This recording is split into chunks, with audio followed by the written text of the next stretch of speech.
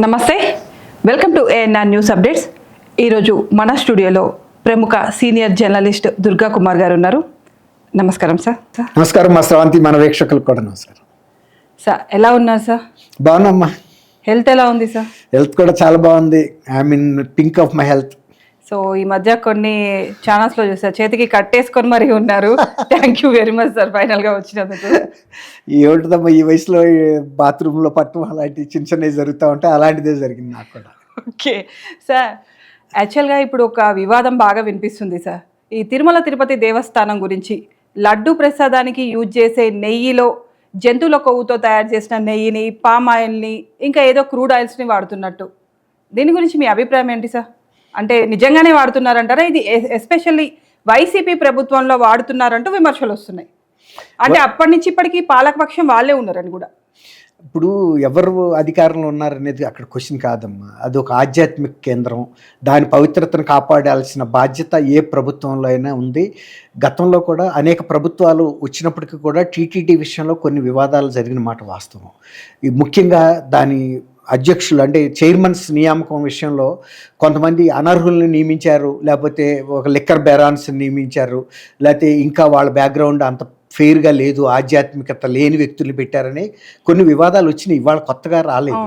అట్లాగే లడ్డూ నాణ్యత మీద, ఇతర ప్రసాదాల నాణ్యత మీద కూడా గత కొంతకాలంగా వివాదాలు వచ్చినాయి. నేను జర్నలిజంలోకి వచ్చిన కొత్తలో అంటే 79లో వచ్చినప్పుడు చెన్నారెడ్డి గారు చీఫ్ మినిస్టర్గా ఉన్నారు. పార్టీ ఏదైనా అప్పుడు కూడా లడ్డూ నాణ్యత మీద వివాదం వస్తే ఆయన దాన్ని స్పోర్టివ్గా తీసుకున్నారు తప్ప దాన్ని ఏమి ఇతరుల మీద మేమే ఉన్నప్పుడు కాదు, మీ టైంలో కూడా నాణ్యత లేదనే ప్రతి విమర్శలు చేయలే. వచ్చినప్పుడు ఓకే, వచ్చిన మాట వాస్తవం. అప్పుడు ఆయన జి పుల్లారెడ్డి గారిని, అదే మన ఇప్పుడు పుల్లారెడ్డి స్వీట్స్ అధినేత ఉన్నారు కదా, ఆయన మరి స్వయంగా స్వీట్స్ విషయంలో తనంతట తనుగా నేతి మిఠాయిల్లో ఒక స్పెషలిస్ట్గా ఎదిగి రాష్ట్రంలో ఒక ప్రముఖ వ్యక్తిగా ఉన్నారు కదా. అప్పుడు ఈ నాణ్యతను పెంచడం మీద ఎలా చేస్తే బాగుంటుందని ఆయన ఆలోచించి, ఆయన అనధికారి, ఆయనకి ఏమి అధికార పోస్టులో లేడు, కానీ నా లడ్డూ నాణ్యత మీద చెప్పగలిగిన నైపుణ్యత ఆయనకే ఉంది. స్వీట్ హౌస్ ఉంది. అప్పటికే ఆయనకు ఒక పెద్ద పేరుంది.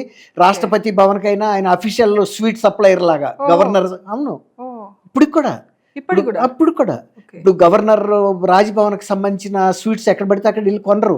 ఇమేజ్ ఉన్న షాపు, ఒక ప్రతిష్ట ఉన్న షాపునే వాళ్ళు ఎంపిక చేసుకుంటారు. అదే అనమాట. ఇప్పుడు తిరుపతి లడ్డూకి ఇంత పేరు ఎందుకుందమ్మా? దాని నాణ్యత, దాని రుచి డిఫరెంట్. చాలా ఇవాళ స్వీట్ షాప్ వాళ్ళు కూడా తిరుపతి లడ్డు లాంటివి తయారు చేస్తున్నారు నియరెస్ట్గా, కానీ ఆ రుచి అయితే రావట్లేదు. అప్పుడు సరే, మన విషయానికి వస్తే చెన్నారెడ్డి గారు ఆ రోజున ఈయన నాయకత్వంలో ఒక కమిటీని వేశారు. ఆ కమిటీ అక్కడికి వెళ్ళి అక్కడ పోటు అంటారు, అంటే శ్రీవారి కిచెన్ని పోటు అంటారు. అక్కడ పనిచేసే వాళ్ళంతా సద్బ్రాహ్మణులు ఉంటారు. వాళ్ళు పూర్వం వంశ పారంపర్యంగా అక్కడ పనిచేస్తూ వస్తున్నారు. అప్పటికి ఇంకా ఇంత మెకనైజేషన్ అవ్వాలి ఆ కిచెన్. అప్పటికి సాంప్రదాయ పద్ధతిలోనే చేస్తున్నారు లడ్డూస్, అంటే హ్యాండ్ తోటి అంతే చేస్తున్నారు. అయితే ఆ లడ్డూల నాణ్యత ఎక్కువ. గతంలో షెల్ లైఫ్ అంటారు, అప్పట్లో 15 రోజులు 20 రోజులు ఉండేది, అంతకన్నా పూర్వం. ఇప్పుడు ఒక వారానికే పడిపోతున్నాయి. అప్పటికే కొంచెం బూజు వాసన వస్తుందనే కంప్లైంట్ వచ్చినప్పుడు చెన్నారెడ్డి గారు ఈయన కమిటీ వేస్తే, ఈయన చైర్మన్గా, వీళ్ళు కొన్ని ప్రతిపాదనలు ఇచ్చారు. దాన్ని బట్టి మోడర్నైజ్ చేశారు. తర్వాత ఇంకోటి ఏంటంటే, గతంలో ఇంతమంది భక్తులు లేరు. అప్పట్లో వేలల్లో వెళ్తే వాళ్ళ లక్షల్లో వస్తున్నారు. ఇంతమందికి లడ్డూలు నాణ్యతగాను చేతి తగలకుండా చేయాలి అనే దీంతో చాలా మెకనైజేషన్ చేశారు. ఇప్పుడు అన్నిటికన్నా మించి నెయ్యి అనేది ప్రధానమైన ముడి పదార్థం లడ్డూల తయారీలో.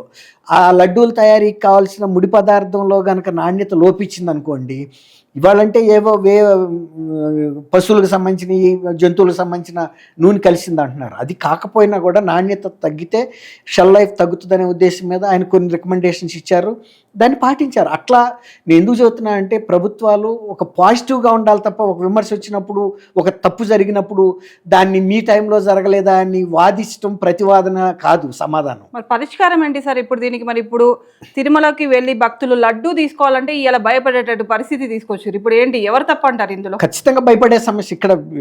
ప్రపంచవ్యాప్తంగా హిందూ సాంప్రదాయవాదులు, హిందూ మతాన్ని అభిమానించే వాళ్ళు, ఫాలో అయ్యేవాళ్ళు ప్రపంచవ్యాప్తంగా ఉన్నారు. ఇవాళ అందరి మనోభావాలు తీవ్రంగా దెబ్బతిన్నాయి. అవును. అసలు మామూలుగా కాదు. కొందరైతే కళ్ళ నీళ్లు పెట్టుకుంటున్నారు. అంటే శ్రీవారి పోటులో ఇలాంటి అపచారం జరుగుతుందా? ఎంతో పవిత్రత కలిగిన శ్రీవారి లడ్డు అంటే చాలామంది మనకి ఆంధ్ర ఇప్పుడు తిరుపతి వచ్చి విదేశాలకు కూడా తీసుకెళ్ళి పంచిపెడతారు. తర్వాత మేము తిరుపతి వెళ్ళి వచ్చామంటే అక్కడ విదేశాల్లో ఉండే హిందువులు అడుగుతారు. తర్వాత ఈ రుచి కనుక ఫారినర్స్కి చూపిస్తే కూడా వాళ్ళు కూడా అడుగుతారు. అంత అంతకంటే విశేషమైన అమూల్యమైనది ఎక్కడ దొరకదు సార్ అమృతం ఒకప్పుడు. ఇప్పుడు కాదు. కరెక్ట్. ఇప్పుడు కాదు, ఆ ఫ్లేవర్ పోయింది. ఇప్పుడు అదే కదా అసలు కాంట్రవర్సీ అంతా. ఒక విశేషమైన రుచి ఉంటుంది దానికి. అప్పుడు ఈ కాంట్రాక్ట్ 320 రూపాయలకి ఎవడో ఒకటి సప్లై చేస్తానన్నాడంటే తిరుపతి లాంటి ఒక ప్రతిష్టాత్మకమైన సంస్థ టెండర్ వాళ్ళకి ఇవ్వటమే తప్పు. తిరుపతి లాంటి ప్రతిష్టాత్మక సంస్థకి ఎవడబడితే వాళ్ళు సప్లై చేయకూడదు. అందులోనూ శ్రీవారి సేవల్లో ఉపయోగించే ముడి పదార్థాలు ఏవైతే ఉంటాయో, మరీ ముఖ్యంగా ఆవు నెయ్యి, ఓకే, అది ఎవరు పడితే వాళ్ళకి ఇవ్వటం అనేది వాళ్ళ తప్పు. ఇన్ని వందల సంవత్సరాల అనుభవం ఉన్న సంస్థ తిరుమల దేవస్థానం. వాళ్ళకి నెయ్యి గత కొన్ని వందల సంవత్సరాల నుంచి ఎవరు సప్లై చేస్తున్నారు, వాళ్ళ యొక్క విశ్వసనీయత ఏంటనేది వాళ్ళకి తెలుసు. తర్వాత అసలు ఆ నేతికి నేను ఇందాక చెప్పా కదమ్మా, వాళ్ళు వంశపారంపర్యంగా పోర్టులో పనిచేసే వ్యక్తులు ఇలా స్మెల్ చూస్తే చెప్పేస్తారు ఇది మంచి నెయ్యా కాదా అనేది. అలాంటిది ఇన్ని సంవత్సరాల నుంచి వాళ్ళు మౌనంగా ఎందుకు వహిస్తున్నారు? ఇది ఉన్నతాధికారులు సప్లై చేస్తున్నారు. మన పని వాళ్ళు ఏది ఇస్తే అది వాడి లడ్డూలు తయారు చేసి అక్కడ పెట్టడం తప్ప ఇది మంచిదా చెడ్డదా కనుక అంటే వాళ్ళని ఉద్యోగాల నుంచి పీకేస్తారు. ఒక కార్పొరేట్ వ్యవస్థలాగా ఉంది. కానీ గతంలో అయితే ఏదైనా తేడా ఉంటే పై వాళ్ళ దగ్గరికి వెళ్ళి చెప్పుకునేవాళ్ళు, అయ్యా మరి వాళ్ళు ఏదో కొద్దిగా తేడా వచ్చిందంటే అవునా అని కూడా వాళ్ళు కూడా వచ్చి అందులో చూసుకుని మళ్ళీ వార్నింగ్ ఇచ్చటం జరిగేది. ఇప్పుడు ఆ పరిస్థితి అక్కడ కూడా మారిపోయింది. పరిపాలకులకు కూడా కొంత కిక్ బ్యాక్స్ అందాలి.